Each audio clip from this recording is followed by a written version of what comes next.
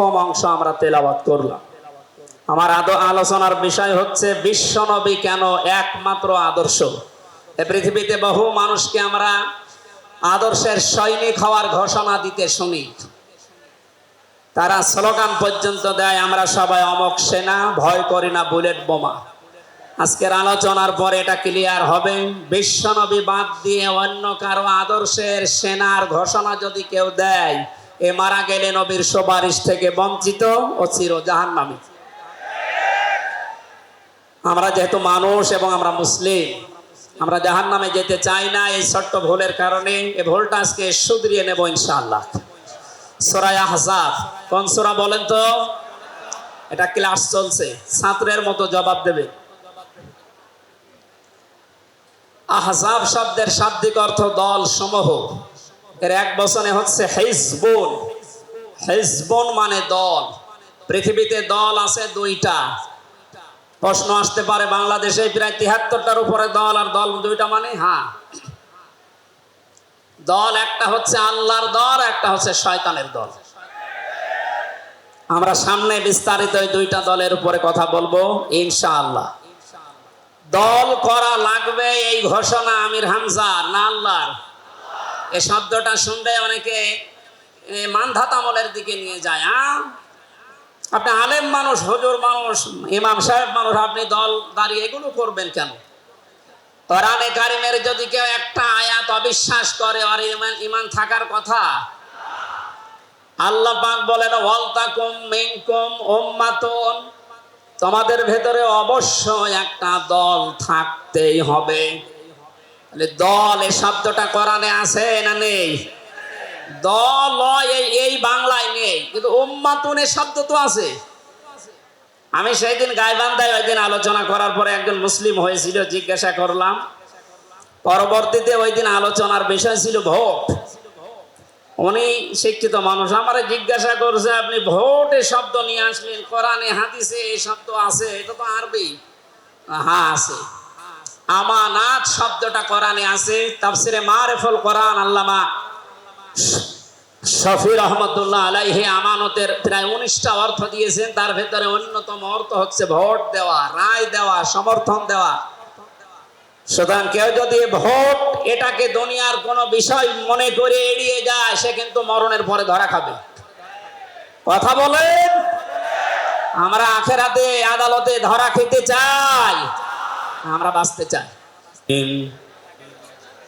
فقد قال الله تعالى في كلامه المجيد وبرهانه التوحيد।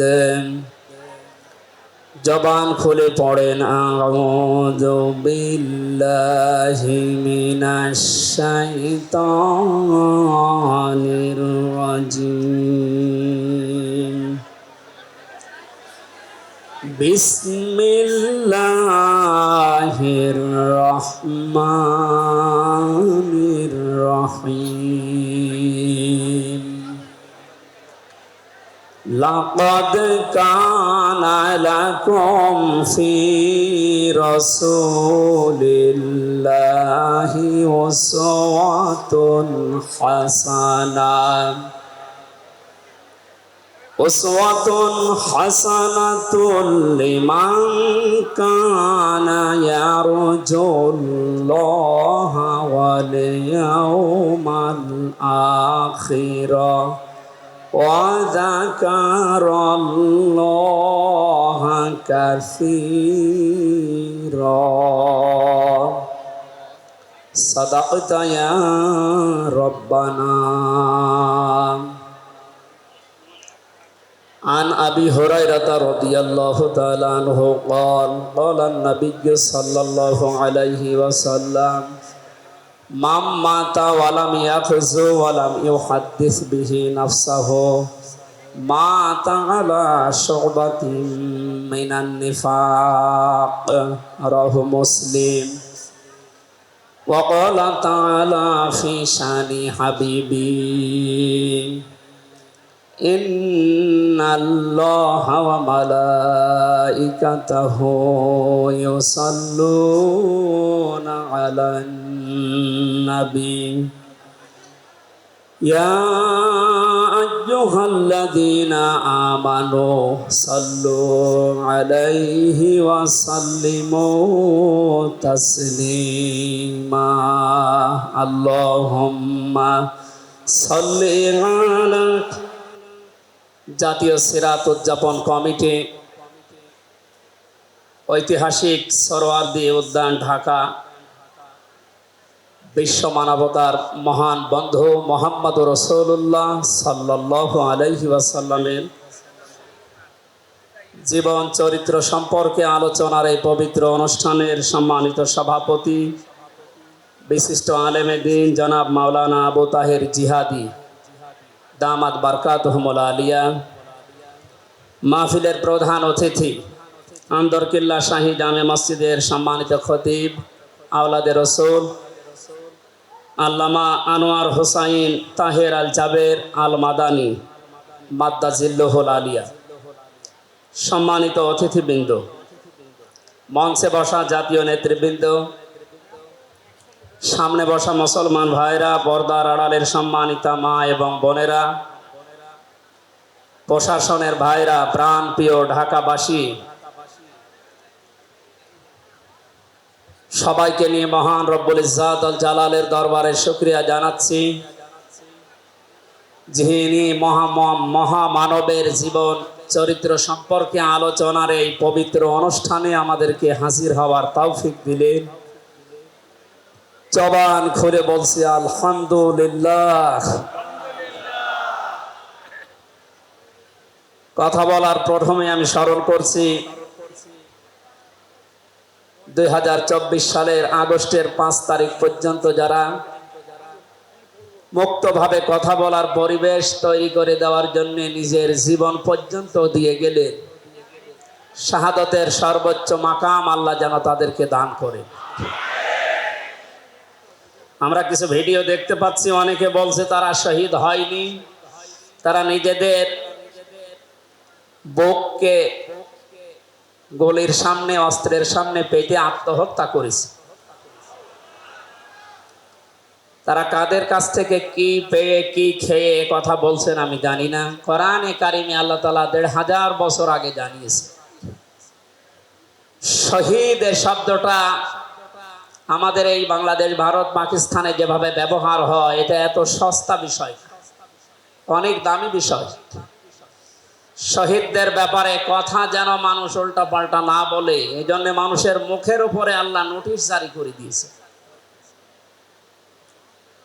আল্লাহ পাক বলেন, ওয়ালা তাকুলু লিমান ইউকতালু ফি সাবিলিল্লাহি আমওয়াত বাল আহইয়াউন ইনদা বাল আহইয়াউ ওয়ালাকিন লা তাশউরুন। সূরা বাকারার 154 নম্বর আয়াতে আমি যতগুলো তাফসীর পড়েছি, সব মুফাসসির আয়াতের ব্যাপারে একই বক্তব্য দিয়েছেন। আল্লাহ পাক তামাম দুনিয়ার সব মানুষের মুখের উপরে নোটিশ দিয়েছেন, ওয়ালা তাকুলু, কেউ এ কথা বলবো না যে মানুষগুলো আমি আল্লাহর জন্য জীবন দিয়েছে, এরা মারা গেছে, কথা কখনো বলবো না। কারণ তারা জীবিত এবং তারা, তোমরা এই বিষয়টা বোঝো না, উপলব্ধি করতে পারো না। মুখের পরে মানুষ যেহেতু অন্তর দিয়ে ধারণা করতে পারে, এই জন্য আল্লাহ হৃদয়ের উপরে, অন্তরের উপরেও নোটিশ দিয়েছেন, ওয়ালা তাহসাবান্নাল্লাযীনা কুতিলু ফি সাবিলিল্লাহি আমওয়াতা বাল আহইয়াউন ইনদা রাব্বিহিম ইরযাকুন। সূরা আলে ইমরানের 169 নম্বর আয়াতে আল্লাহ জানিয়েছেন, মুখ দিয়ে তো বলাই যাবে না যে শহীদরা মারা গেছে, এমনকি অন্তরে ধারণাও আনবে না যে শহীদরা মারা গেছে, বরং তারা জীবিত এবং আমি আল্লাহর কাছে তারা রিজিক প্রাপ্ত হচ্ছে। বলেন আল্লাহু আকবার। এই আয়াতটা যে 100 ভাগ বাস্তব, আমি কিছুদিন আগে গিয়েছিলাম গাইবান্ধা। বাংলাদেশ ইসলামী ছাত্র শিবিরের সদস্য ছিলেন ভাইটা। আগস্টের 5 তারিখের আগে তিনি জীবন দিয়েছেন জালিমের বুলেটের সামনে। শহীদ সাব্বির হোসাইন। 1 মাস পরে তার কবর ভেঙে গিয়েছিল এই বৃষ্টির পানিতে। তাজা রক্ত কবর থেকে বের হতে দেখা গিয়েছে। একটা মানুষ যদি খাবার না খাবে তাহলে রক্ত পেল কোথায়? এজন্য এগুলো যারা ছড়াচ্ছেন, আমরা আশা করব এই বিষয়গুলো আর সামনে নিয়ে আসবেন না। আমরা কোরআনে কারিমের আয়াতের উপরে 100% বিশ্বাস করি এবং এ কথা বলি, জালেমের জুলুমের সামনে যারা নিজের জীবন পর্যন্ত দিয়ে গেলেন আগস্টের 5 তারিখের আগ পর্যন্ত, প্রত্যেকেই শহীদ যাদের ঈমান আছে, এবং আল্লাহ তাদেরকে যেন শাহাদাতের সর্বোচ্চ মাকাম দান করেন। বলেন আমিন। কোথায় ছিলাম আমরা আর কোথায় আছি এখনো বাস্তবতা টের পান না। কিছুদিন আগে বাংলাদেশ জামাত ইসলামের কেন্দ্রীয় আমিরে জামাত ডক্টর শফিকুর রহমান কুষ্টিয়াতে গিয়েছিলেন। প্রায় 5000 মানুষকে নিয়ে তিনি একটা অনুষ্ঠান করলেন। যারা 16 জন শহীদ হয়েছিল কুষ্টিয়ায়, বাংলাদেশ জামাত ইসলামের পক্ষ থেকে 2 লক্ষ করে টাকা তাদের পরিবারের হাতে তিনি তুলে দিলেন। প্রায় 2.5-3 ঘন্টায় অনুষ্ঠানগুলো আমরা দেখলাম। বলেন তো, আগস্টের 5 তারিখের আগে 5000 না, এরকম মানুষ যদি 5 জন এক জায়গায় হইতো 14টা মামলা হয়ে যেত। কোথায় ছিলাম আমরা আর কোথায় এখন পৌঁছিয়েছি, এরপরও যদি এটাকে কেউ নিয়ামত মনে না করে। গতকালকের একটা জরিপ আমি পেয়েছি, বাংলাদেশে 100 জনের 14 জন এখনো পর্যন্ত, আপা আপনি ঘাবড়াবেন না, আমরা নরম হয়ে যাই, এ দলে আছে। 100 জনের কতজন? 100 জনের 28 জন এখনো পর্যন্ত থালা নেওয়ার জন্য খুব তাড়াতাড়ি করছে। আমি নাম নাই নিলাম। আনন্দের বিষয়, 100 জনের 58 জন মানুষ এখন চাচ্ছে এদেশে আল্লাহর বিধান দিয়ে জমিনটা চলুক। আগস্টের 5 তারিখ খুব বেশি দিন যায়নি। এই কয়েকদিনের ব্যবধানে যদি এই অবস্থা সৃষ্টি হয়, এই জন্য আমার মনে হচ্ছে এদেশের অনেক মুনাফিকেরা বুঝে ফেলেছে বিষয়টা, এজন্য খুব তাড়াতাড়ি করছে যে থালা আমাদের হাতে দে। আমার দাদা একটা গল্প বলতে, এক লোক বিবাহ করার পরে বাসর রাতে বউকে রেখে একটু বাইরে গেছে। দাদি শাশুড়ি এসে বলছে, আমার কিন্তু পতি চাই, তুমি কি করবা আমি জানি না। নতুন বউ ডাক দিয়ে বলছে, দাদি শাশুড়ি আমার একটু সময় দেন, আপনার পতি হবে, অসুবিধা নেই। শাশুড়ি এসে বলছে, বৌমা আমার কিন্তু নাতি চাই। ঠিক আছে, আমার সময় দেবেন। দেবর আর ননদ এসে বলছে, ভাবি আপনি কি করবেন আমরা জানি না, আমাদের কিন্তু ভাতিজা চাই। কিছুক্ষণ পরে স্বামী এসে বলছে, বউ তুমি কি করবা আমরা জানি না, আমার বেবি চাই। বউ মাথা উঁচু করে বলছে, তোমরা কি সব পাগলের বংশ? আমার এখনো কিছুই হয়নি, এরপরে 10 মাস 10 দিন সময় লাগবে, তারপরে কারো বেবি চাই, কারো ভাতিজা চাই, কারো নাতি চাই, সব হবে। আমারে তো সময় দেবেন নাকি? 15.5 বছরে যে জঞ্জাল তৈরি হয়ে আছে, 1-1.5 মাসে পরিষ্কার করা সম্ভব? আপনি কি মনে করেন? যারাই দায়িত্ব পেয়েছে ছাত্র জনতার হাত থেকে, দেশের মানুষের হাত থেকে, তাদেরকে তো একটু সময় দেবেন নাকি? কুষ্টিয়াতে বাংলাদেশ জামাত ইসলামের শ্রদ্ধাভাজন আমির উনি সাংবাদিকদের জানিয়েছেন, আমরা সম্মানজনক এবং যুক্তিপূর্ণ সময় তাদেরকে দিতে চান, যেন দিনের ভোট আর রাতে না হয়। কথা বলেন না কেন? সুতরাং সম্মানজনক সময় নিয়ে তারা ঠিক ব্যবস্থা করবে। যারা খুব তাড়াতাড়ি করছেন, 10 মাস 10 দিন সময় দেবেন না, এমনিতেই বেবি উনি কি ফ্ল্যাক্সি লোড করে নিয়ে আসবে বাড়ি থেকে।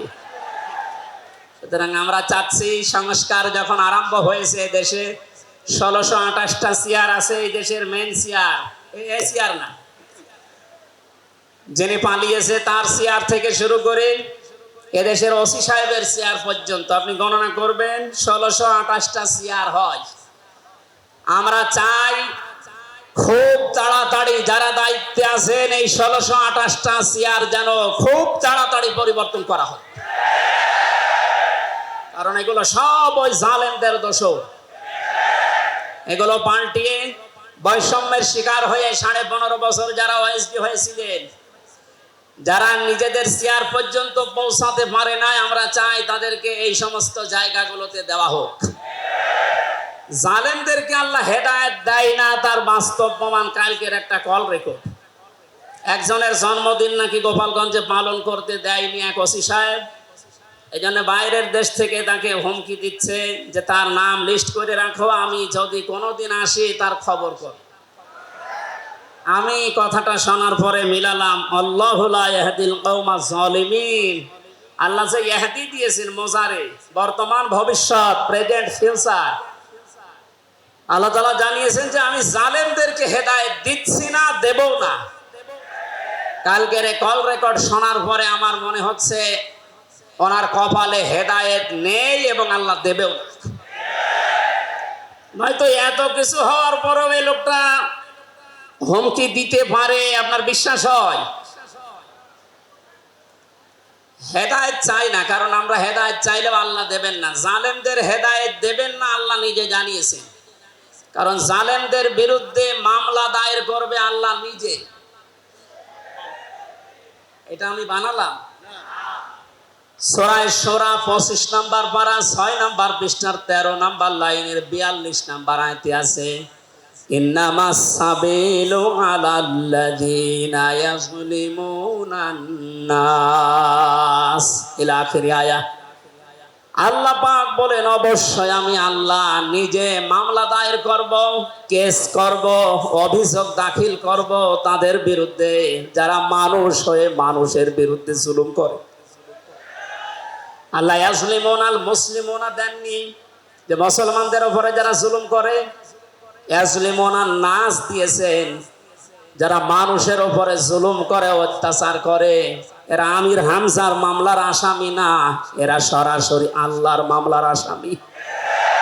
1628 জন যারা ছিলেন আর আপনারা কিন্তু বাংলাদেশের কারো মামলার আসামি না, সবাই এখন আল্লাহর মামলার আসামি।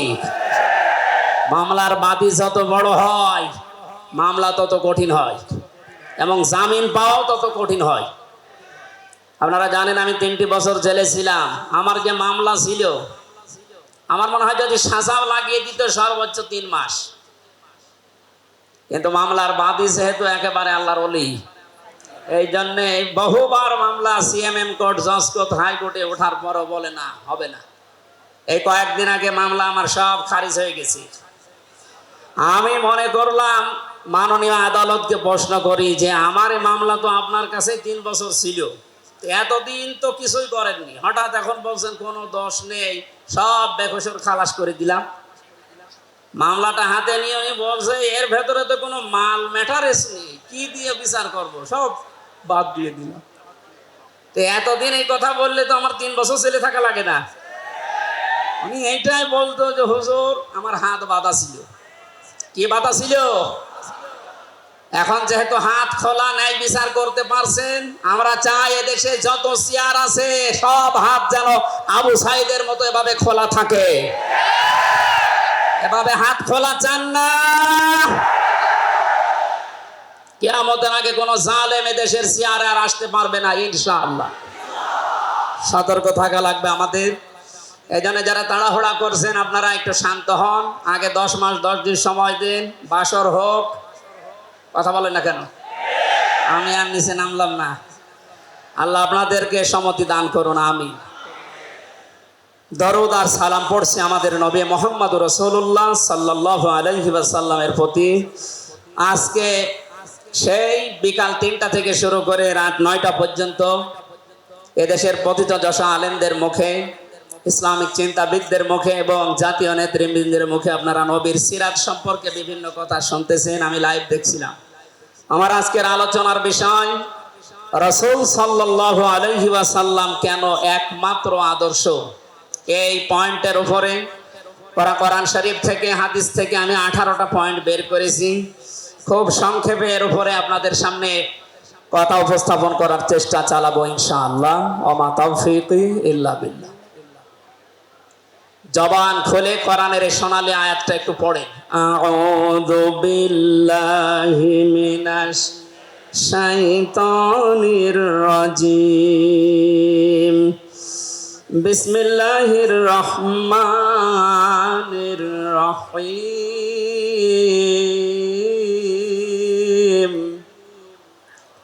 লাকাদ কানা লাকুম ফি রাসূলিল্লাহি উসওয়াতুন হাসানাহ। সাদাকতা ইয়া রাব্বানা। সূরা আহজাব 21 নম্বর আয়াতের। সুতরাং দল মাস্ট বি, করাই লাগবে। যে দলের কর্মসূচি দুইটা, তারা ভালো কাজে আদেশ করবে, অন্যায় কাজে বাধা দেবে। আল্লাহর ভাষায় এরাই হচ্ছে সফল কাম দল। এদেশে যত দল আছে এই দুইটি কর্মসূচি কারা পালন করে আপনি অবশ্যই দেখতে পাচ্ছেন। আপনার বিবেকের কাছে প্রশ্ন করে আপনি সামনে আগাবেন ইনশাআল্লাহ। তাহলে নবীজি আমাদের জন্য একমাত্র আদর্শ কেন? এর 1 নম্বরে আমি পেয়েছি তার জীবনটা আমাদের কাছে পরিষ্কার। এই কারণে পৃথিবীতে আমরা যত নেতা নেত্রীকে মেনে চলতে দেখি, যে কোনো রাজনৈতিক দলের নেতা নেত্রী আপনি হন, ওই রাজনৈতিক দলে যাকে মানেন তার চরিত্র জীবন আপনার কাছে কিন্তু পরিষ্কার না। কথা বলে না কেন? আমি নাম ধরে বলছি, আওয়ামী লীগ যারা করতেন, এখন আওয়ামী লীগ দেশে আছে কিনা আমি জানি না, আছে বললাম ওই যে 14%, ওরাও এখনো পর্যন্ত তওবা করে ফিরে আসার চেষ্টায় আছে। আল্লাহ যেন তাদেরকে তাওফিক দেয়। আর যদি হেদায়েত না থাকে দোয়া করেও তো হবে না, আল্লাহ যেন তাদেরকে মায়ের কাছে পাঠিয়ে দেন। একটু আস্তে বলেন ভাই, এটা জোরে বলার দরকার নেই। জীবনী পরিষ্কার হওয়ার কথা বলছিলাম। যারা করতেন আওয়ামী লীগ, বলেন তো আপনার বিবেকের কাছে, শেখ হাসিনা জীবনে কোনোদিন একটা মিথ্যা কথা বলেনি, এ গ্যারান্টি আপনি দিতে পারবেন? না না, এই কথা বলা ভুল হয়ে গেল। ওনার সারা জীবনে কোনো সত্য কথা আছে কিনা আমার সন্দেহ।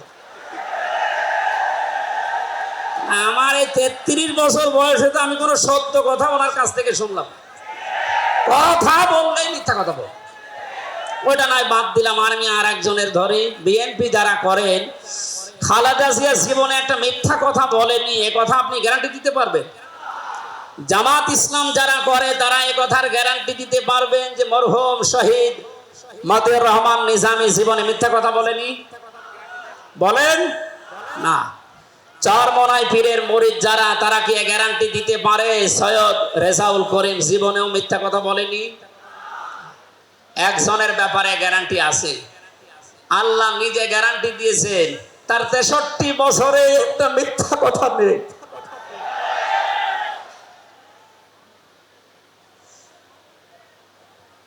এই জন্য বিশ্ব নামে আমাদের একমাত্র আদর্শ হওয়ার কারণে এই যে জীবনে 63 বছরে একটাও মিথ্যা কথা বলেননি। জোরে বলেন আল্লাহু আকবার। এটা যে কত বড় বিষয় আপনি চিন্তা করলে আপনি চিন্তার রেখা শেষ করতে পারবেন না। আমাদের দিনের ভেতরে 24 ঘন্টায় কত মিথ্যা আসে, আর তারপর 63 বছরের জীবনে একটা মিথ্যা কথা তিনি বলেননি। 2 নম্বরে পেয়েছি আমি, তিনি উন্নত চরিত্রের অধিকারী ছিলেন। এমন চরিত্র আল্লাহ তাকে দিয়েছিলেন। আমি 3 জন নবীর নাম পেয়েছি, আল্লাহর নামের সাথে তাদের নাম আল্লাহ মিলিয়ে দিয়েছেন। হযরত ইসমাঈল আলাইহিস সালামকে আল্লাহ ডাক দিয়েছিলেন গোলামিন খলিম, আমার সহনশীল বান্দা। হযরত ইসহাক নবীকে আল্লাহ বলেছিলেন গোলামিন আলিম, আমার জ্ঞানী বান্দা। আর মুহাম্মদ রাসূলুল্লাহকে আল্লাহ ডাক দিয়েছেন ওয়া ইন্নাকা লাআলা খুলুকিন আযীম। জোরে বলেন আল্লাহু আকবার। বৃষ্টি হচ্ছে না বাইরে?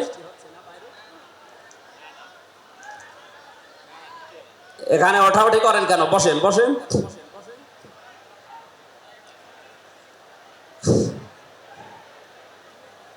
এই কোরআনের আলোচনার ভেতরে কথা বললে কিন্তু গুনাহ হবে ভাই, কথা বলা যাবে না। কষ্ট হলেও ওইভাবে থাকেন, কথা বলবেন না। 3 নম্বরে পেয়েছি আমি সূরা ইউনূসের 58 নম্বর আয়াতে আল্লাহ তাআলা জানিয়েছেন, বিশ্ব নবী তোমাদের জন্য একমাত্র আদর্শ হওয়ার কারণ তিনি শ্রেষ্ঠ সম্পদ। قل بفضل الله وبرحمته فبذلك فليفرحوا هو خير مما يجمعون।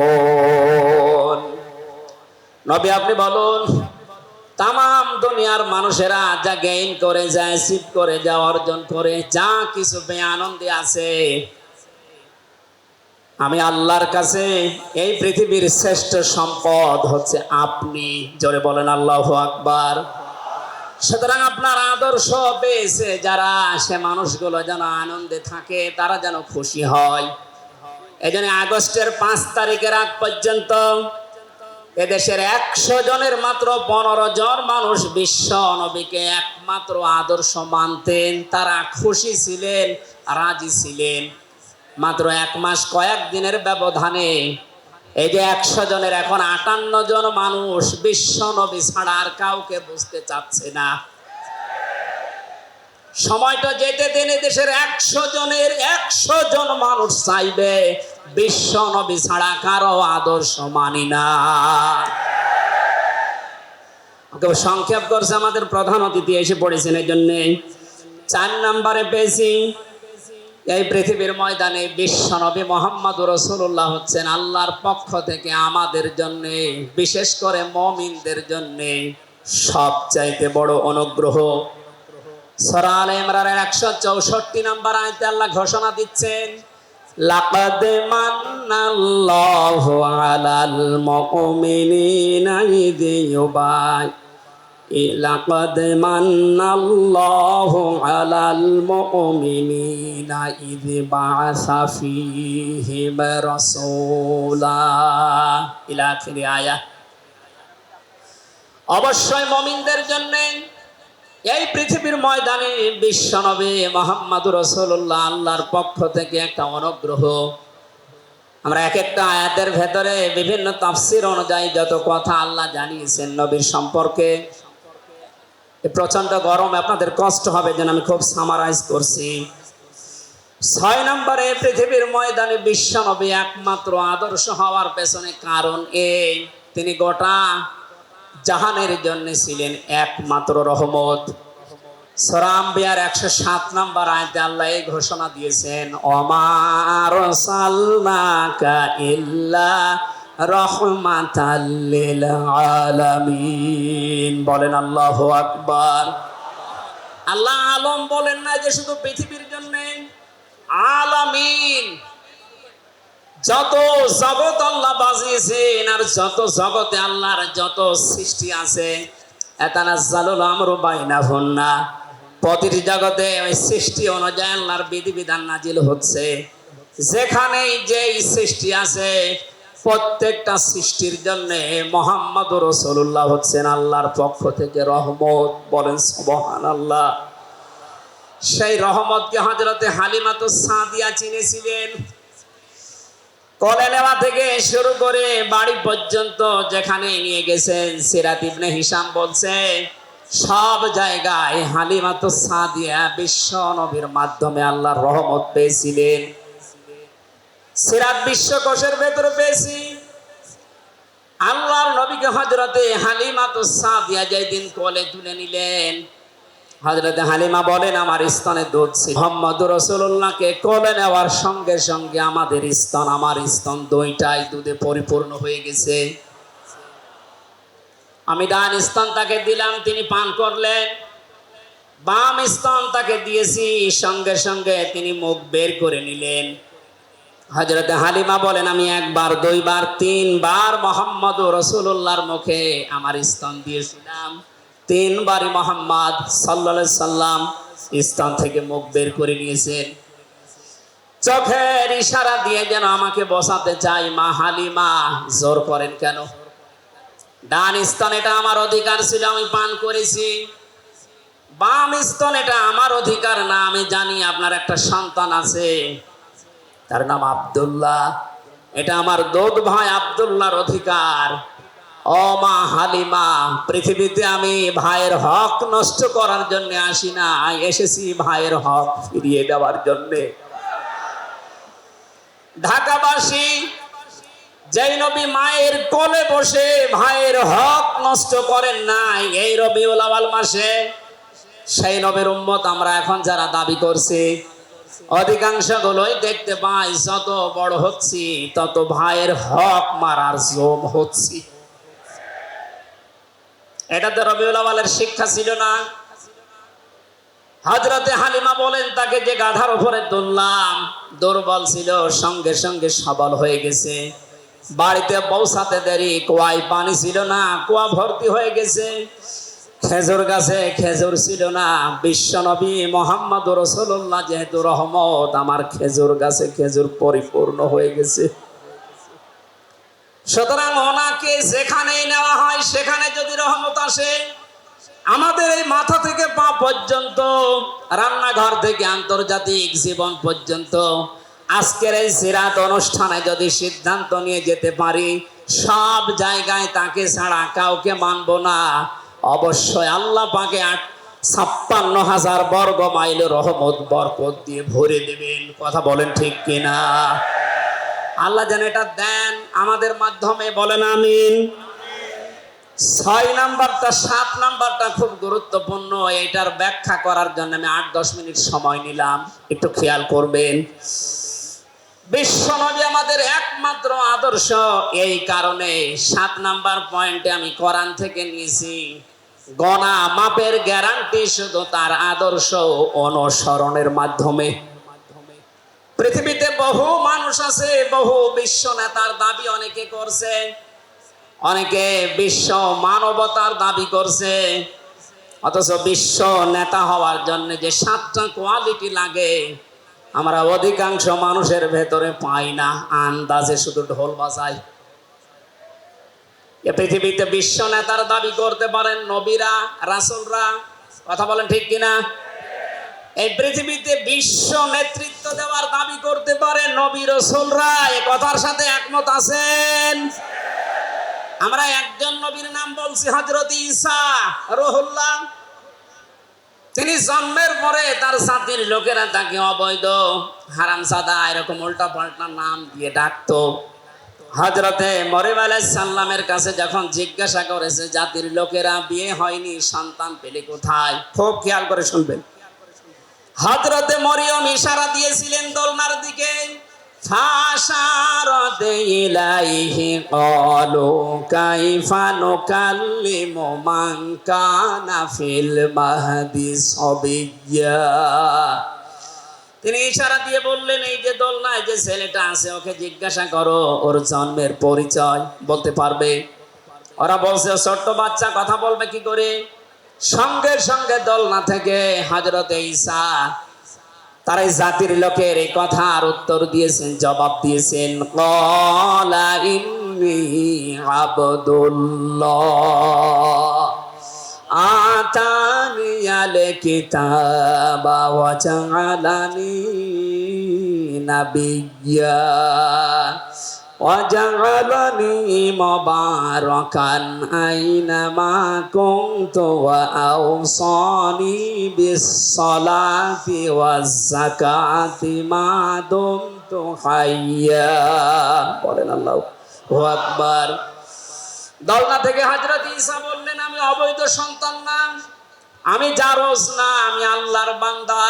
আল্লাহ পাক আমাকে জামানায় নবী করে পাঠিয়েছেন এবং আমাকে সামনে কিতাব দেবেন। আমাকে তিনি ওসিয়ত করেছেন, আদেশ দিয়েছেন আমি যেন সালাত আদায় করি, যাকাত আদায় করি যতদিন আমি জীবিত আছি। আমার মা আর বাবার সাথে, মায়ের সাথে যেন আমি ভালো ব্যবহার করি। এখানে কয়েকটা পয়েন্টের দিকে তাকান। হযরতে ঈসা তিনি নিজের পরিচয় দিতে গিয়ে প্রথমে বললেন, আমি আব্দুল্লাহ, আল্লাহর বান্দা। আল্লাহ আমাকে জামানার নবী করে পাঠিয়েছেন এবং কিতাব সামনে আমাকে দেবেন। আজ পৃথিবীর ময়দানে যারা বিশ্ব নেতা হওয়ার কথা জানায়, যাদেরকে দাবি করা হয়, দেখেন তো এ মানুষগুলোর বাবা এক ধর্মের, মা আর এক ধর্মের। জন্ম আপনার আগে বৈধ হওয়া লাগবে, এরপরে বিশ্ব নেতা। যে 7টা পয়েন্ট আছে আয়াতের তাফসিরে, অত জোরে বলার দরকার নেই, আপনি বুঝলেই হবে। বিশ্ব নেতা হওয়ার জন্য প্রথম কোয়ালিটি থাকবে, আপনার জন্ম হওয়া লাগবে বৈধ। এই পৃথিবীর প্রত্যেকটা নবীর জন্ম ছিল বৈধ, কোন নবী অবৈধ না। কথা বলেন। অথচ এখন অনেককে এমন দাবি করে আকাশে তোলা হচ্ছে যার মা এক ধর্মের, বাবা আর এক ধর্মের। আমি বাকি 6টা নাই বললাম। ঢাকাবাসী, এবার আসেন তো সূরা আলে ইমরানের 131 নম্বর আয়াতের এই ব্যাখ্যাটা বলার জন্য আমি এই আশপাশে যাচ্ছিলাম। বিশ্ব নবীকে অনুসরণ করলে জীবনের গোনা মাপের গ্যারান্টি দিয়েছেন কে? এতদিন আয়াত যেভাবে শুনেছেন ওইভাবে না, যেহেতু এখন ডিজিটাল যুগ, ডিজিটাল কায়দায় শোনা লাগবে। قل إن كنتم تحبون الله فاتبعوني يحببكم الله ويغفر لكم ذنوبكم والله غفور رحيم। এটা তাফসিরে ফি জিলালিল কোরআনে সাইয়্যিদ কুতুব বিস্তারিত দিয়েছেন, আমি শুধু ইঙ্গিত দিচ্ছি, একটু তাকান।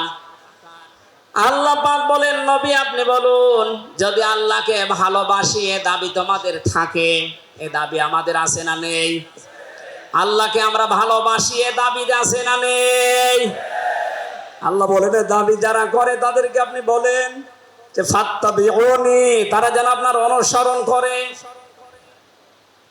আল্লাহ পাক বলেন তারা যদি আপনার অনুসরণ করে ইউহিব্বুকুমুল্লাহ, আমি আল্লাহ নিজেই তাদেরকে ভালোবাসা আরম্ভ করব।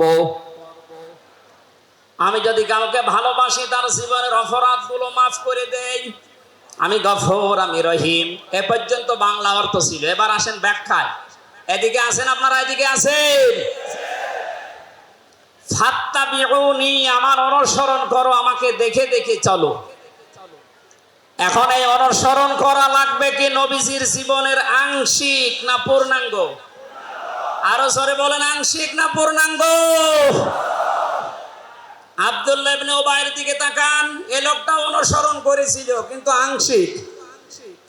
এজন্য মুনাফিকের সর্দার হয়ে মারা গেছে। কথা বলেন ঠিক কিনা? তার নামাজ ছিল রাসূলের মতো, রোজা ছিল রাসূলের মতো, নবীজির পেছনে হজ করেছে, নবীজির সাথে, বিশ্ব নবীর সাথে ইফতারি করেছে, কিন্তু বিশ্ব নবী এই পৃথিবীর নেতা এটা সে মানত না। আজ বাংলা সহ বিশ্বে বহু মুসলমান এই থিওরিতে আছে, তারা নামাজ রাসূলের মতো পড়ে, রোজা রাসূলের মতো রাখে, কিন্তু সমাজ নবীজি, রাষ্ট্র নবীজি 10 বছর কোরআন দিয়ে চালিয়েছিলেন, এইটা মানতে তারা রাজি না। এ মানুষগুলোর অনুসরণ হচ্ছে আংশিক না পূর্ণাঙ্গ?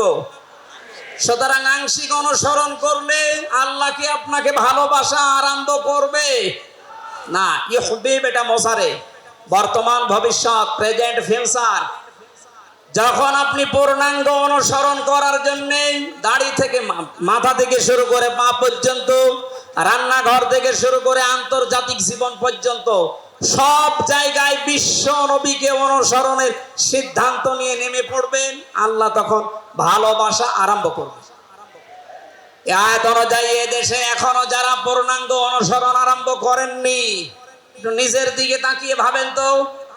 আপনি 14 বার হজ করতে পারেন, 24 বছর রোজা রাখতে পারেন, প্রতিদিন 72 রাকাত নামাজ পড়তে পারেন নফল, কিন্তু এখনো পর্যন্ত আল্লাহর ভালোবাসা আপনি পাওয়া শুরু করেন। এ কথা বুঝে এসেছে? সুতরাং আমাদের অনুসরণ হবে কি আংশিক না পূর্ণাঙ্গ? আরো জোরে বলেন। নবীজির মতো নামাজ পড়া যেমন, বিশ্ব নবীর মতো রাষ্ট্র চালাতেও হবে ওই রকম। নবীজি জানিয়েছেন, মান মাতা ওয়ালাম ইয়াখযু ওয়ালাম ইউহাদ্দিস বিহি নাফসাহু মাতা আলা শুবাতিন মিনান নিফাক। যে লোকটা মরে গেল কিন্তু তার এই চিন্তা ভাবনা ছিল না যে জমিন আল্লাহর কোরআন দিয়ে চলুক, এই লোকটা মুনাফিক হয়ে মরবে, কেউ তাকে বাঁচাতে পারবে না। অথচ এই হাদিসটা সামনে নিয়ে বাংলাদেশে আমরা এখনো অনেককে নামাজ পড়া, রোজা রাখা, দাড়ি রাখা, জব্বা গায়ে দেওয়া মানুষকেও মুনাফিক হয়ে মরার সম্ভাবনা দেখতে পাচ্ছি। কথা বলে ঠিক কিনা? সুতরাং আমরা চাই নবীজি যেভাবে নামাজ পড়েছিলেন, বিশ্ব নবী যেভাবে রাষ্ট্র চালিয়েছিলেন, ওইভাবে আমাদের এই দেশটাও 10 বছর চলুক। আমিরে জামাত ডাক্তার শফিকুর রহমান কয়েকদিন আগে ঘোষণা দিয়েছেন 15 বছর লাগবে না, মাত্র 10টা বছর আমাদের হাতে দেন, আমরা গ্যারান্টি দিতে পারি এই দেশের মানুষকে। 9টা পয়েন্ট ওখানে উনি দিয়েছেন, সবগুলোর বাস্তবায়ন করে 16 কোটি মানুষকে উনি দেখাবেন। এটাকে আজ অনেকে রাজনীতি মনে করে উল্টাপাল্টা দিকে নিয়ে যাচ্ছে। আমার বিশ্ববিদ্যালয়ে থাকাকালীন এক দুষ্টু বন্ধু ছিল, 10 বছর নবী কোরআন দিয়ে রাষ্ট্র চালিয়ে বলতে পেরেছিলেন খায়রুল কুরুনি করনি, আমার যুগ শ্রেষ্ঠ যুগ। আমাদের দেশটা 53 বছর স্বাধীন হয়েছে, 1 বছরও কোরআন দিয়ে চলেছে। এই জন্য তো কোনো জিনিস নিরাপদ না। আমার ছোট দাদা উনি বলছিলেন যে হজে যাওয়ার পরে দেখি একটা ঘড়ি পড়ে আছে, মোবাইল ঘড়ি। চিন্তা করলাম নেব না, মনের ভেতরে ভয়, যদি ধরা পড়ে যায় তাহলে তো মানুষ, এ দেশে তো ধরা পড়লে আবার হাত কেটে দেবে। দেশে যাওয়ার পরে মানুষ বলবে হাজী সাহেব চোর। এই ভয়তে নিলাম না। কি করি, অতক্ষণ দাঁড়িয়ে থেকে কেউ নেয়ও না, কারো পায়ের নিচে পড়ে আবার নষ্ট হয়ে যাবে। তুলে নিলাম এদিক ওদিকে তাকিয়ে। হারানো জিনিস যেখানে জমা দেয় ওই জায়গায় জমা দিলাম। ওনারে জিজ্ঞাসা করলাম, ভাই এই মোবাইলের দাম কেমন হবে? উনি আমার বলছে ইয়া হাজিউল হজ্জা তাইনা বিলাদুকা, হে হাজি দেশ কোথায়? দাদা বলে যে তুমি বাংলাদেশ। বাংলাদেশ থেকে এসেছি। আপনার বাংলাদেশের টাকার মান অনুযায়ী এই ঘড়ি মোবাইলের এটা দাম হবে 72,000 টাকা। কত? 72,000 টাকার মোবাইল পড়ে আছে, ঘড়ি কেউ নিচ্ছে না। এদেশে থাকবে? বলেন। সাধারণ মানুষের কাছে থাকা দূরের কথা, দরবেশের কাছে থাকবে 36,000 কোটি টাকা। আমার মনে হয় আমার 33 বছরের জীবনে গণনা করে শেষ করতে পারবো না। পদ্মা সেতু আর একটা বানিয়ে এখনো 4,000 কোটি টাকা রাষ্ট্রে থেকে যেত। কথা বলেন। দরবেশ যদি এই করে, যেগুলো ধরবেশ ওগুলোর চরিত্র কি বলে?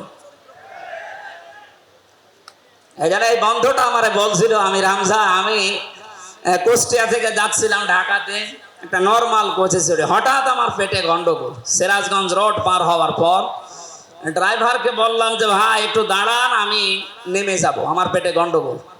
ড্রাইভার বলছে গাড়ি থামবে না, একেবারে জায়গা মতো থামবে। আপনার যদি বেশি অসুবিধা হয় তো পেছনে সিট খালি আসে, বসে বসে আল্লাহ আল্লাহ করে। ও বলছে আমার পেটে গন্ডগোল, একে আল্লাহ আল্লাহ থামে। পেছনে যেয়ে দেখি কয়েকটা সিট খালি পড়ে আছে, ওই যে পলিথিন দেয় বমি করার জন্য, একটা নিলাম। 2 সিটের মাঝে বসে ওই কাজ করলাম। চিন্তা করলাম এটা যদি রেখে চলে যায় তাহলে আমার তো বদনাম হয়ে যাবে। পকেট থেকে একটা সাদা রুমাল ছিল, ওইটা বের করলাম, টাইট করে বাঁধলাম। পেছনের সালানা খুলে ফেলে দেব, আল্লাহর ইশারা পেছনে আসছিল মোটরসাইকেল ওলা। পড়বে কি পড়বে একেবারে মোটরসাইকেলের সামনে। ও বলছে জানলা দিয়ে তাকিয়ে আছি, দেখলাম মোটরসাইকেল ওলা এদিকে ওদিকে তাকিয়ে ও মনে করছে নতুন রুমালে থপ করে পড়লো কি। এই রুমাল যখন নতুন, ভেতরের জিনিসও মনে হয় নতুনই হবে। ও বলে তুলে নিল, ও বাড়ি যে টের পাবে যে কোন নতুন জিনিস।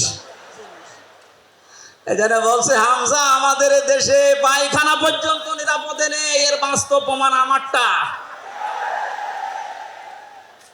অথচ আমিরে জামাত গ্যারান্টি দিয়েছেন চুরি থাকবে না, শুধু পায়খানা না, 36,000 কোটি না, 36 পয়সাও চুরি হবে না। 10 বছরের জন্য ছেড়ে দেন দেশটা। আপনারা ওনার সাথে একমত কিনা? কারা কারা ওনাদের হাতে দিতে চান দেখি? লিল্লাহি তাকবীর।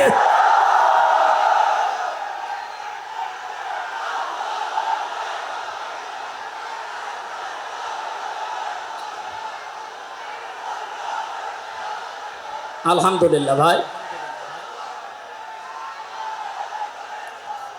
এটা রেকর্ড হচ্ছে, এটা শুধু এই সামিয়ানার নিচে নেই, 18 কোটি মানুষ শুনতেছে। যারা এই ময়দানের থেকে হাত তোলা দেখে তারাও হাত তুলেছে। আমরা চাই এই হাত যেন আল্লাহর জন্য আপনারা তোলেন, মানুষকে দেখানোর জন্য না। সুতরাং আমরা যদি বিশ্ব নবী মোহাম্মদুর রাসূলুল্লাহর অনুসরণ আংশিক করি, আল্লাহর ভালোবাসা পাওয়া এখনো আমরা আরম্ভ করিনি। এই হিসাবে দেশের অনেক পীর, অনেক ইমাম, অনেক খতিব, অনেক আলেম, অনেক জনতা এখনো আল্লাহর ভালোবাসা পাওয়া আরম্ভ করেনি। গোনাহ মাফ, জান্নাত তো দূরের কথা। কারণ আল্লাহর ভালোবাসা যে পাওয়া আরম্ভ করবে, তার জীবনের গোনাহগুলো আল্লাহ মাফ করবে, তাকে জান্নাতে দেবে।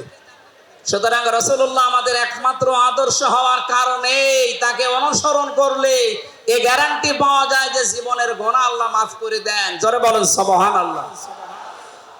9 নম্বরে পেয়েছি, বিশ্ব নবীর সাথে কেউ যদি বিয়াদবি করে তাহলে সে ধ্বংস হয়ে যাবে। আপনি তাকান, তার আপন চাচা আবু লাহাব, এরা যদি সিরাতুন নবী মাহফিল, আমাদের ঢাকাতে এগুলো হয়তো নেই, এগুলো চট্টগ্রাম আর সিলেট বিভাগে বেশি পাওয়া যায়। রবিউল আউয়াল মাস আজকে শেষ, এ মাস আসলেই অনেককে দেখি নবীর জন্ম নিয়ে, নবীর মিলাদ নিয়ে আনন্দে আত্মহারা হয়ে যায়। পরিষ্কার ভাষায় বলছি, বাংলার মানুষেরা, নবীর মহাব্বত, নবীর ভালোবাসা মাস্ট বি লাগবে।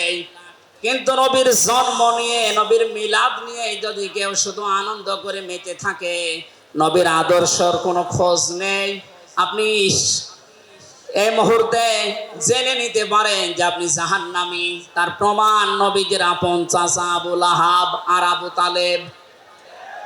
এই দুইজন চাচা নবীর আদর্শ পেয়ে খুশি ছিল না, তারা নবীর জন্ম পেয়ে খুশি ছিল। নবীর মিলাদে, নবীর জন্মে তারা এত খুশি হয়েছিল, আবু লাহাব নিজের কাজের মেয়েকে পর্যন্ত আজাদ করে দিয়েছিল। আবু তালিব নিজের সন্তান হযরতে আলীকেও কাছে রাখতো না। আল্লাহর নবীর জন্মে লোকটা এত বেশি খুশি হয়েছিল, যতদিন পর্যন্ত তার আন্ডারে ছিল নবীজি, ততদিন নিজের ছেলে বাদ দিয়ে বিশ্ব নবীকে কাছে রেখে ঘুমাতো। অথচ তাদের পুরা দুইজনের জীবন আমি পড়ে দেখেছি। দুইজন চাচা, বিশ্বনবী মুহাম্মদুর রাসূলুল্লাহর এই দুইজন চাচা শুধু নবীর জন্ম মিলাদ নিয়ে আনন্দে ছিল, আদর্শ পেয়ে তারা আনন্দ করে নাই, মেনে নেয় নাই, জন্য দুইজনেই জাহান্নামী। বলেন নাউজুবিল্লাহ। সিস্টেম অপর পৃষ্ঠায় দেখুন, আরো দুইজন চাচার নাম আমরা জানি, হযরতে হামজা, হযরতে আব্বাস রাদিয়াল্লাহু তাআলা আনহুমা। এই দুইজন চাচা শুধু নবীর জন্মে মিলাদে খুশি ছিলেন না, তারা নবীর আদর্শ পেয়ে খুশি হয়েছিলেন। এই জন্য দুইজনেই জান্নাতি। বলেন সুবহানাল্লাহ। হযরতে হামজা, হযরতে আব্বাস যে জান্নাতে গেছে কোন সন্দেহ আছে? আল্লাহ কোরআনের আয়াত নাযিল করেছেন তাদের নামে, রাদিয়াল্লাহু আনহুম ওয়া রাদু আন। আল্লাহ পাক বলেন, আমি তাদের উপরে রাজি হয়ে গেছি যেমন তারা আমার উপরে রাজি। সুতরাং হযরতে আব্বাস, হযরতে হামজা দুইজনেই নবীর আদর্শ মানার কারণে জান্নাতি। আমরা এদের মতো হতে চাই। বলেন আমিন। এখানে একটা কথা আছে, হযরতে হামজা আব্বাস রাদিয়াল্লাহু তাআলা আনহু, তিনি কিন্তু অনেক আগে মুসলমান হয়েছিলেন গোপনে, কিন্তু প্রকাশ করেননি। এই মাসলাটা বলছি এই কারণে, 152 জন সমন্বয়কের ভেতরে 108 জন বাংলাদেশ ইসলামী ছাত্র শিবিরের নেতা এবং পরীক্ষিত কর্মী। তারা আজ অনেক জালেম এবং অনেক মুনাফিক পর্যন্ত, এমন অনেক আলেম নামে জালেম পর্যন্ত এই বিষদগার করছে। নাম যেহেতু দেখেছে ছাত্র শিবির, এই জন্য তাদের চুলকানি। কেন ওরা এতদিন পরিচয় প্রকাশ না করে এই কাজ করলো? ওরা মুনাফিক, ওরা শয়তান। যেখানে বিশ্বজিতের মতো হিন্দু সে রেহাই পায় না, সেখানে পরিচয় দিয়ে মার খাবে। সুতরাং সাদিক সাহেব এবং এস এম ফরাদ ভাই সহ যারা পরিচয় গোপন করে এই জালেমের বিদায়ের জন্য এই বিপ্লব আমাদেরকে এনে দিয়েছেন, তাদেরকে প্রত্যেক থানায়, জেলায়, রাজধানীতে সংবর্ধনা দেওয়া দরকার। তারা এটা এমনিতেই করে নাই, তারা হযরতে আব্বাসের জীবন থেকে করেছে। অথচ হযরত আব্বাস রাসূলের বিরুদ্ধে বদরের ময়দানে বিরুদ্ধে যুদ্ধ করার জন্য আবু জাহেলের পক্ষ নিয়ে গিয়েছিল, অথচ তিনি ওই সময় মুসলমান। তার মানে নিজের পরিচয় গোপন করে বাস্তবতার নিরিখে স্থান কাল পাত্র ভেদে একটা কৌশল, এটা একটা হেকমা। ও জীবনে কোরআনই পড়ে নাই, হাদিস পড়ে নাই, ও ফতোয়া দিচ্ছে যে এ হচ্ছে মুনাফিক। এখানে ওনারা যা করেছে, আমি এখানে 9টা পয়েন্ট এনেছিলাম। সাদিক সাহেব ভাই সহ, এস এম ফরাদ ভাই সহ 108 জন যা করেছে, সব নবীদের থেকে, নবীর মাদের থেকে, নবীর সাহাবীদের থেকে, নবীদের চাচার থেকে শিক্ষা নিয়ে এই হিকমতটা অবলম্বন করেছে।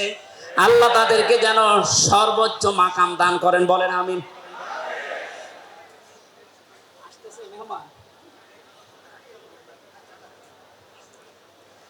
বেয়াদবি করলে যে মানুষের জীবন ধ্বংস হয়ে যায়, রাসূলের সাথে তার প্রমাণ পেয়েছি নবীর চাচা আবু লাহাবের জীবন থেকে। বিশ্ব নবী যখন সাফা মারওয়া এই পাহাড়ের উপরে উঠে দাওয়াত দিচ্ছিলেন, এই লোকটা ডাক দিয়ে বলেছে, তাব্বালাকা লিহাযা জামাতানা ইয়া মুহাম্মদ, হে মুহাম্মদ তুমি ধ্বংস হয়ে যাও। তাফসীরের কিতাবে সূরা লাহাবের তাফসীরে পড়েছি, আবু লাহাব মুহাম্মদুর রাসূলুল্লাহকে শুধু ধ্বংস হয়ে যা এ কথা বলে নাই, সামনে একটা পাথর ছিল, পাথরটা হাতে নিয়ে নবীজির দিকে এভাবে নিক্ষেপ করেছিল। ঢাকাবাসী খুব খেয়াল করে শোনেন, এখানে আমার 2টা পয়েন্ট আছে। আবু লাহাব 1500 বছর আগে মুহাম্মদুর রাসূলুল্লাহর দিকে যে পাথর নিক্ষেপ করেছিল, তাফসীরে ফি জিলালিল কোরআন মুফাসসির লিখেছেন সাইয়্যিদ কুতুব, যে নবীজির সামনে পাথরটা পড়েছিল, নবীজির শরীরে লাগে নাই। আল্লাহ পাক সঙ্গে সঙ্গে তার জন্য কোরআনের আয়াত নাযিল করলেন, শুধু এই হাতের জন্য না, তাব্বাত ইয়াদা আবি লাহাবি ওয়া তাব। ইয়াদানে ছিল শব্দটা, ইয়াদা দিয়ে বসন আল্লাহ দিয়েছেন, অথচ আবু লাহাব পাথর নিক্ষেপ করেছিল কয় হাত দিয়ে? আরো জোরে আরেকবার বলেন। আল্লাহ যে তার 2 হাতই ধ্বংস করে দিলেন। জবাব দিয়েছেন মুফাসসির এইভাবে, আবু লাহাব যদিও এভাবে পাথর নিক্ষেপ করেছিল, 1 হাত দিয়ে কিন্তু তার বাম হাত একটু নড়াচড়া করে সাপোর্ট দিয়েছিল। আপনি যদি এখান থেকে একটা কোনো কিছু নিক্ষেপ করেন এভাবে, এই হাত দিয়ে শুধু কাজ হবে না, এই হাত নড়াচড়া করে সাপোর্ট দেবে। আল্লাহ এইটাও সহ্য করেন নাই। নবীজির বিরুদ্ধে যারা অবস্থান নিয়েছে, যে যতটুকু তার সাথে যারা সাহায্যে ছিল, সহযোগিতায় ছিল, আল্লাহ তাদেরকেও ধ্বংস করে দিয়েছেন। এই 15.5 বছরে আল্লাহর নবীর আদর্শকে, তার শিক্ষাকে, শিক্ষা ব্যবস্থা থেকে ডাইরেক্ট ডান হাতের মতো, অনেকে বাম হাতের মতো পেছন দরজা দিয়ে নাড়াচাড়া করে উল্টিয়ে ফেলেছিলেন। এই কথা বলেন না কেন? হযরতে আবু বকর আর নবীজির সেই সারে গারে সুরের সেই ঘটনাটা আমাদের শিক্ষা ব্যবস্থা এখন আর নেই, এগুলো তুলে ওখানে বাবার জীবনী বসিয়েছেন। সুতরাং নবীজিকে যারা আঘাত দিয়ে শিক্ষা ব্যবস্থা থেকে 96% মুসলমানের এই দেশে নবীর আদর্শ বাদ দিয়ে অন্য কাউকে যারা বসাতে চেয়েছিলেন, যারা ডাইরেক্ট এগুলো করেছিলেন, যেগুলো মন্ত্রণালয়ের দায়িত্বে ছিল, বাম হাত দিয়ে যারা পেছন দরজা দিয়ে নাড়াচাড়া দিয়েছেন, উপদেষ্টা মণ্ডলের ভেতরে 2 জন আছে, তারা সমকামিতা প্রমোট করছেন, আমরা শুনতে পাচ্ছি। পাঠ্যপুস্তকে যে পরিবর্ধন আনার চেষ্টায় আছেন, 96% মুসলমান কিন্তু ঘুমিয়ে যায়নি, এরা এখনো জেগে আছে। আমিরে জামাত কুষ্টিয়ায় সেদিন ঘোষণা দিয়েছে, দেশের মুসলমানের এখন আর 5 তারিখের আগের মতো ঘুমিয়ে নেই, সব সজাগ আছি আমরা। আরো জোরে বলেন।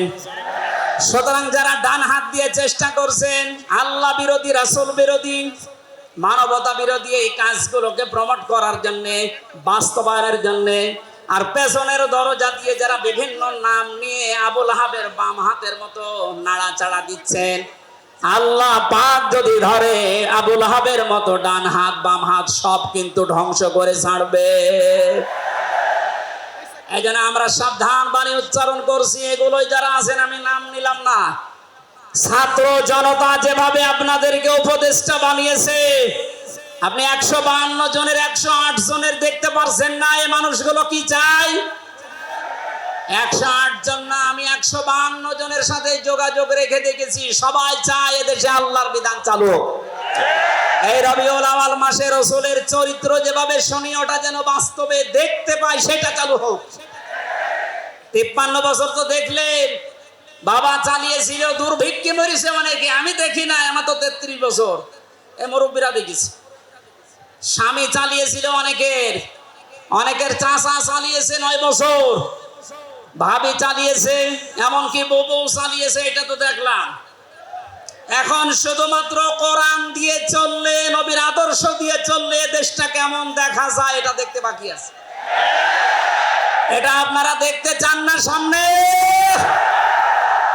আমার জীবনের সবচাইতে বড় শখ, আকাঙ্ক্ষা, তামান্না এইটা, চর্ম চোখে যেন আল্লাহ আমাকে দেখায় যে 56,000 বর্গ মাইল তার কালাম দিয়ে চলছে।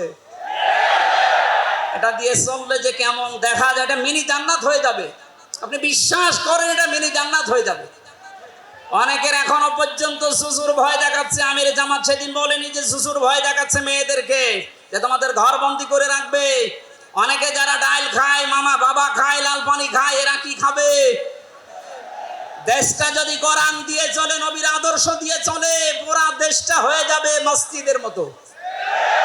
মসজিদে প্রবেশ করলে যত বড় বিড়ি খোর হোক, যত বড় ডাল খোর হোক, যত বড় বাবা খোর হোক, আর লাল পানি যেই খায়, ওই পরিবেশে গেলে কেউ কি চাইবে যে একটু লাল পানি খাই? কারণ পরিবেশটাই রহমত দিয়ে ভরপুর। কথা বলেন ঠিক কিনা? এই জন্য মসজিদে প্রবেশ করতে হলে আল্লাহর রহমত আমরা কামনা করি। আল্লাহুম্মা আফতাহলি আবওয়াবা রহমাতিক। পুরা জায়গাটাই রহমত দিয়ে ভরপুর। আল্লাহর কোরআনের বিধান সেখানে চলে, এজন্য পুরা জায়গাটা রহমত দিয়ে ভরপুর করা। এই দেশটায় যদি আল্লাহর বিধান চালু হয়, রাসূলের আদর্শ চালু করতে পারি আমরা, পুরা দেশটা হয়ে যাবে মসজিদের মতো। তখন আর লাল পানি খেতে, বিড়ি খেতে আপনার মনে চাইবে না ইনশাআল্লাহ। আপনি জান্নাতি হয়ে মারা যেতে পারবেন, এই গ্যারান্টি আমরা দিতে পারি। সুতরাং আমরা রাসূলের সাথে কোনো বিয়াদবি যেন না করি। আমার মনে হয় মেহমান এসে গেছে আমাদের মাঝখানে।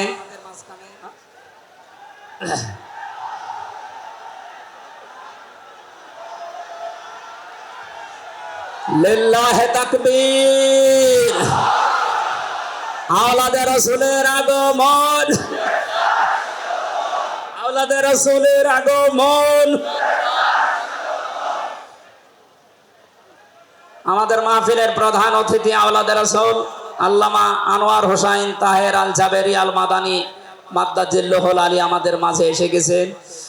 আমরা যে প্রচন্ড গরমে আপনারা কষ্ট পাচ্ছেন, এবং উনি যেহেতু এসে গেছে, এখন আর কথা বলা মনে হয় ঠিক হবে না। আমি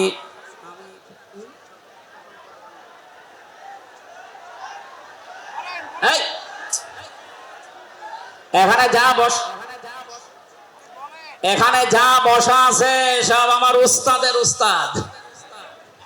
এই জন্য আমি কথা বলতে চান, পয়েন্টগুলো শেষ করছি। 10 নম্বরে পেয়েছি তিনি শরীয়ত প্রণেতা। হ্যাঁ বললে হালাল, না বললে হারাম, সুতরাং তার সম্মান অনেক বেশি। 11 নম্বরে তিনি ছিলেন দাঈ ইলাল্লাহ। তিনি ডাকতেন শুধুমাত্র আল্লাহর দিকে। কার দিকে? আমি একটা পয়েন্ট এখানে বলি, খুব খেয়াল করে শুনবেন। 12 নম্বরে পেয়েছি তিনি যুদ্ধবন্দীদের সাথে এমন ভালো আচরণ করতেন। ইয়ামামার একজনের নাম পড়লাম হাদিসের পাতায়, বিগ লিডার ছিলেন এই লোকটা, সামামা ইবনে ওয়াসাল রাদিয়াল্লাহু তাআলা আনহু। বদরের ময়দানে তিনি ধরা পড়লেন। সাহাবীরা তাকে বেঁধে রেখেছে মসজিদের ভেতরে খুঁটির সাথে। নবীজি এসে বললেন, সামামা কেমন লাগে তোমার, কি আচরণ আমার কাছে আশা করো? লোকটা বলে, মুহাম্মদ সাল্লাল্লাহু আলাইহি সাল্লাম, আপনি আমাকে মেরেও ফেলতে পারেন, ছেড়েও দিতে পারেন। নবীজি তাকে বললেন, সামামা এই দুনিয়ায় শেষ দুনিয়া না, আর একটা জগৎ আমাদের সামনে আসে। ইসলামের বিশাল কিছু তার সামনে তুলে ধরলেন। বাড়িতে যাওয়ার পরে নিজের হাতে রান্না করে খাবার পাঠালেন তার জন্য। দ্বিতীয় দিন আবার তাকে দাওয়াত দিলেন ইসলামের। বিশ্ব নবী নিজে উটের দুধ এক সাহাবীকে দিয়ে দহন করিয়ে গরম করে পাঠালেন। মনে হচ্ছে তিনি জামায় আদর করছেন, অথচ সেই লোকটা যুদ্ধবন্দী। একটা যুদ্ধবন্দী মানুষের সাথে বিশ্ব নবীর যে আচরণ, এ পৃথিবী অবাক হয়ে গেছে। অথচ এই 15.5 বছরে যুদ্ধবন্দী না, কারাবন্দী,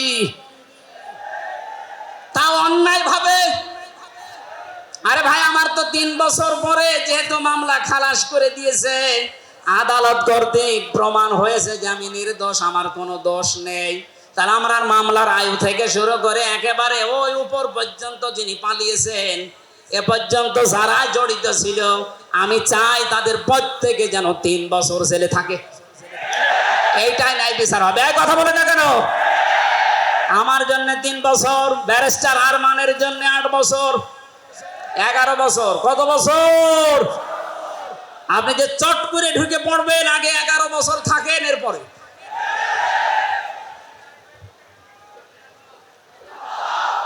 সুতরাং বাস্তবতা এইটাই।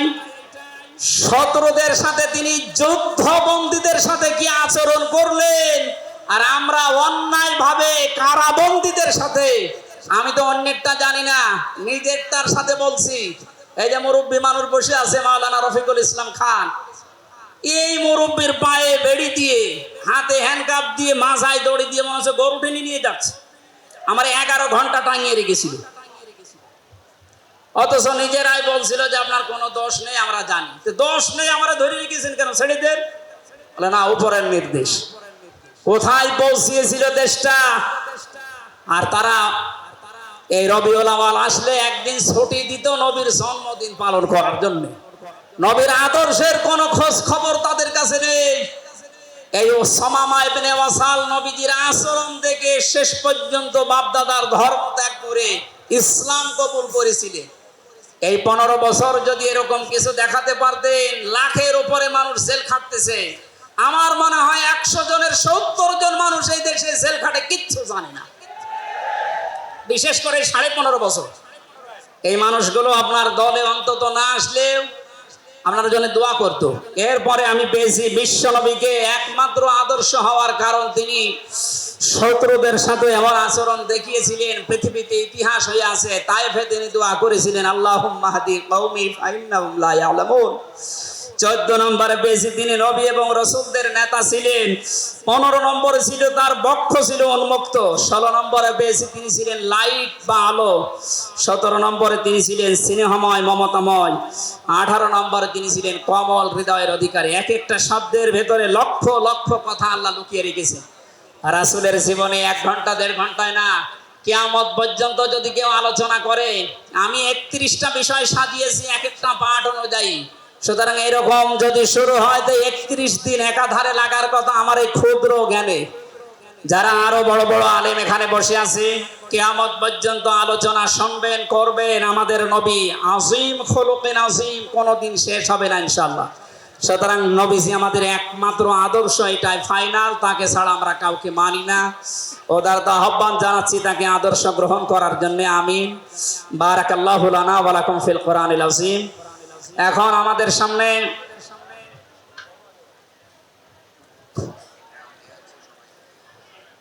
এমনিতেই অনেক খরচ হয়েছে মাহফিলের জন্য। আপনারা দেখতে পাচ্ছেন কত টাকা খরচ, আপনি হিসাব করলে আপনার হিসাবে ধরবে না। আবহাওয়ার কারণে ব্যবস্থাপনার কয়েক গুণ খরচ হয়ে গেছে। প্যান্ডেলের ভেতরে বাইরে ড্রাম দেওয়া আছে। আল্লাহর দিকে তাকিয়ে নবীজির এই সিরাত বিশ্ব